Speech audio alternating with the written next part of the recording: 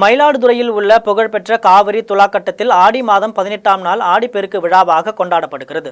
இதனை முன்னிட்டு காவிரி தாயை வரவேற்று பொதுமக்கள் படியலிட்டு வழிபாடு நடத்தினர். இங்கு காமாட்சி விளக்கில் தீபமேற்றி தலைவாழை இலை வைத்து காப்பரிசி, கண்ணாடி வளையல், தாலி கயிறு, ஆப்பிள் ஆகியவற்றை வைத்து படையலிட்டு பெண்கள் வழிபட்டனர். துலாக்கட்டத்தில் ஆடிப்பெருக்கு நாளில் வழிபட்டால் திருமணம் ஆகாத பெண்களுக்கு விரைவில் திருமணம் நடக்கும் என்பது நம்பிக்கையாக உள்ளது. பின்னர் புதுமண தம்பதியினர் தாலி பிரித்து கட்டிக்கொள்ளும் பாரம்பரியமான சடங்கு காவிரி ஆற்றின் கரையில் நடைபெற்றது.